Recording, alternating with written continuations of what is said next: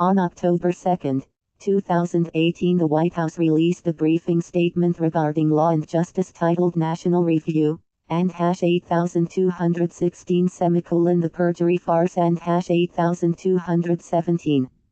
That briefing statement said, the case against Kavanaugh is constantly changing, but one thing has stayed the same. Democrats will make any argument, no matter how implausible or over the top, to try to sink him.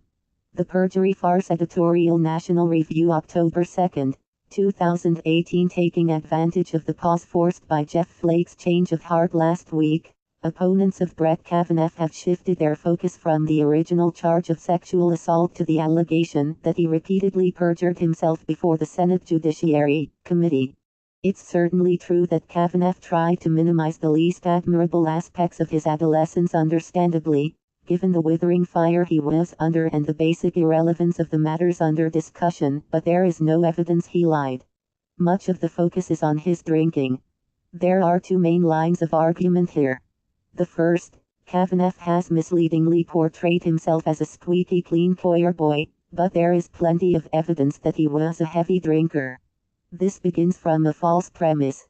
Kavanaugh has said he was pious and hardworking in high school and college, but he also said in his Senate testimony that he drank excessively on occasion.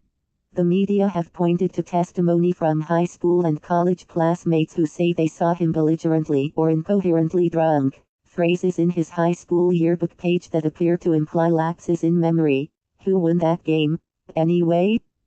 And passages from his friend Mark Judge's memoir involving a character named Bardo Kavanaugh. None of this establishes that Kavanaugh blacked out, though, only that he drank to excess, which, again, he admitted. The most ridiculous tranche of perjury allegations have to do with Kavanaugh's yearbook entry. Our own Jim Jarrett Kristen's the people obsessed with his entry, the Booth Sleuths, after one of the slang terms that appears, Booth. Also, at issue, the terms Devil's Triangle and Renata Alumnius.